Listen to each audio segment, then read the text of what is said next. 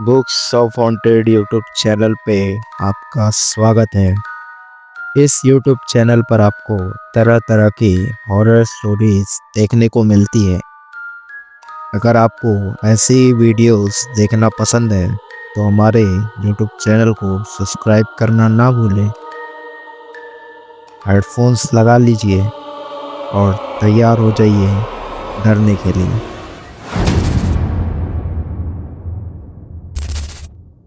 Hello दोस्तों, मेरा नाम अजय है। मैं एक गिटारिस्ट हूँ जो कि पास के मॉल में इवेंट में या फिर कहीं और किसी के इवेंट्स में गिटार बजाने का काम करता हूँ।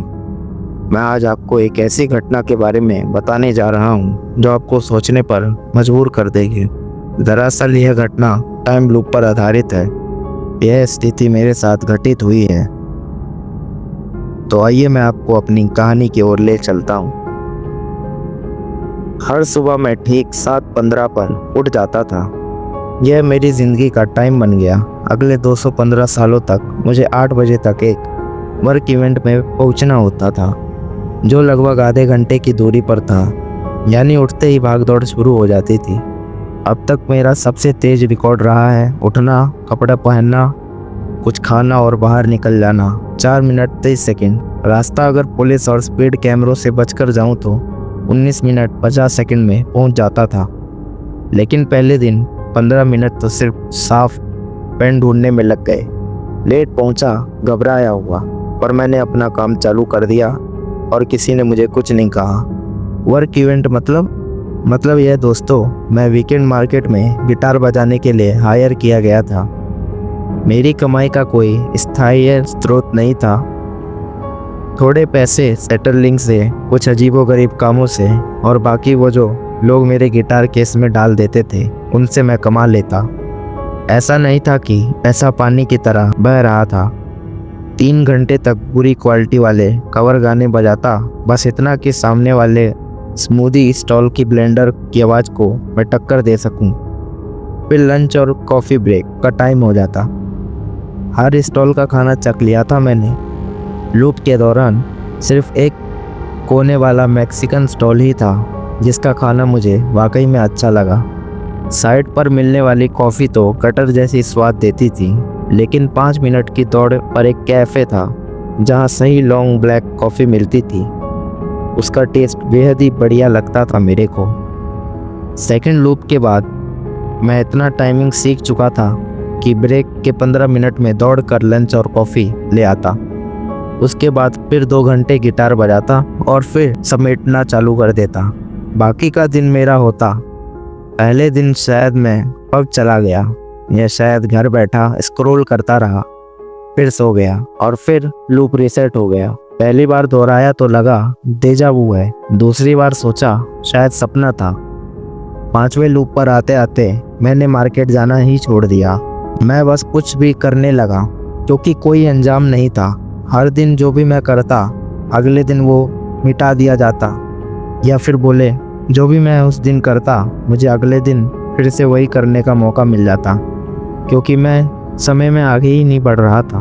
मैं एक ही दिन को बार बार जी रहा था। मैंने शराब पी, गाड़ियाँ चुराई, लोगों के घरों में घुसा ये देखने के लिए कि अंदर क्या होता है। हाईवे पर रेस लगाई, रेड लाइट पार की, वो सब किया जो इंसान तभी करता है जब उसे यकीन हो कि कुछ नहीं होगा।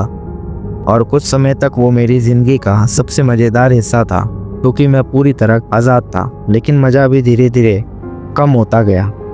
रोमांच में भी उबासीपन आ जाती है। और फिर मैंने रास्ता बदल दिया।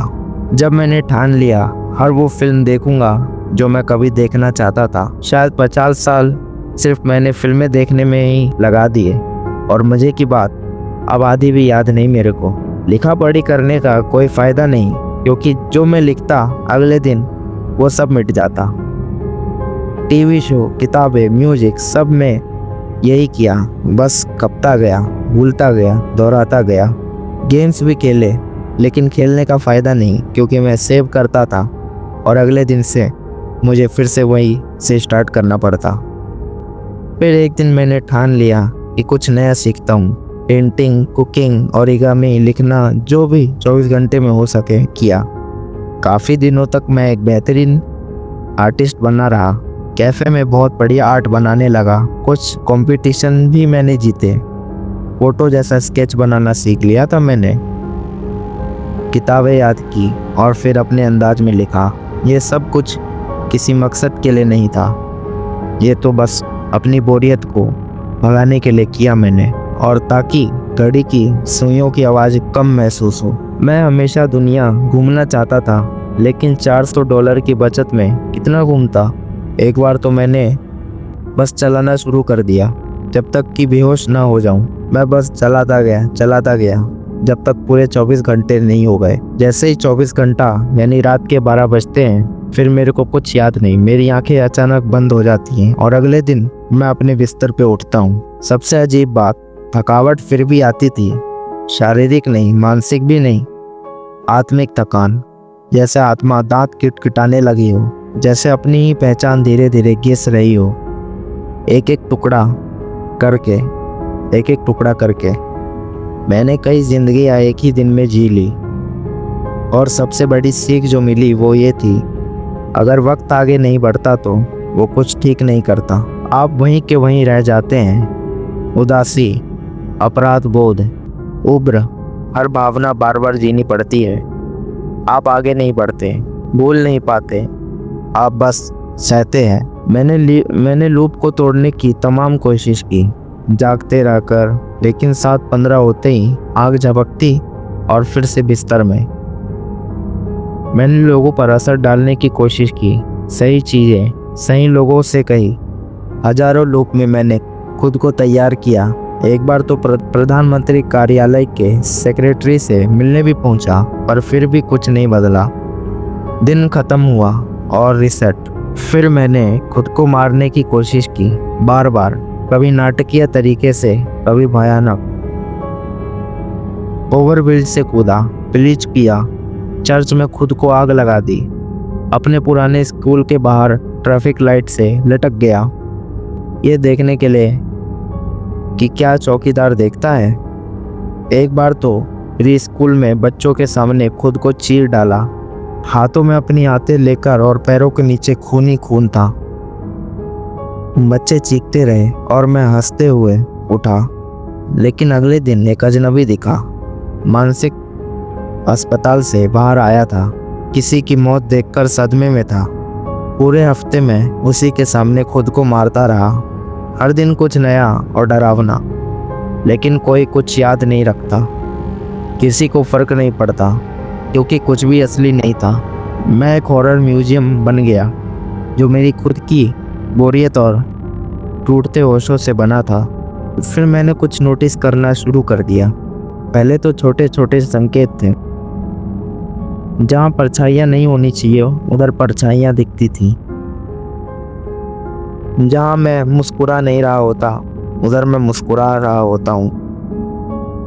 यानी अगर मैं शीशे के सामने खड़ा हो जाऊं और ना मुस्कुराने की कोशिश करूं, या ये कहूं कि कोई प्रतिक्रिया ना दूं, तो मेरा चेहरा अपने आप ही मुस्कुराने लगता। मैं स्टिल खड़ा रहता, पर मेरी जो आकृति थी आईने में, वो हिलने लगती। मैं यकीन करने लगा कि कोई आदमी मुझे देख रहा है, या ये कहें कि किसी का मुझ पे साया है। कहीं भी जाऊं, उसकी निगाहों का भार मेरी पीठ पर रहता। वो कभी दिखता नहीं था, पर महसूस होता था जैसे अंधेरे में छिपा हो। रात को खामोशी में मुझे लगता वो दरवाजे से आएगा, पर दरवाज़ा कभी खुला नहीं। कभी कभी लगता जैसे दुनिया उसके चारों ओर मुड़ रही हो। आसमान ज़्यादा काला, हवा ज़्यादा भारी, दीवारों में एक धीमी गूंज, जैसे लूप खुद जिंदा हो, मुझे देखता हो। और फिर एक दिन सब खत्म हो गया। वक्त आगे बढ़ा, कैसे मुझे नहीं पता। कोई सही काम, कोई अच्छा इंसान बनना, कुछ भी नहीं। बस टाइम हो रहा था 8:47 सुबह के। फ़ोन पर वो टाइम देखकर मैं हैरान रह गया। सदियों बाद कोई नया समय देखा था, और तब मुझे एहसास हुआ मैं खुद को भूल चुका हूँ। इतने सारे रूप में, इतने सारे किरदार, इतनी सारी अधूरी जिंदगियाँ। अब नहीं समझ आता कि असली मैं मैं कौन हूँ। मुझे अपना जन्मदिन याद नहीं, दोस्तों के नाम भूल चुका हूँ, लोगों से बात कैसे करना है ये सब मैं भूल चुका हूँ। वक्त का आखिरकार सबक ये था, बेहतर बनने के लिए तुम्हें अनंत समय नहीं चाहिए, तुम्हें सिर्फ चाहिए तो वक्त, जो आगे बढ़े, जो दर्द दे। अब मैं कौन हूँ मुझे नहीं पता, शायद अब यही खोजना है। फिलहाल बस इंतज़ार करता हूँ, देखता हूँ कि वक्त अब क्या करने वाला है। क्या ये फिर से लूप बन जाएगा या फिर मैं हमेशा की तरह ऐसे ही बढ़ता रहूँगा।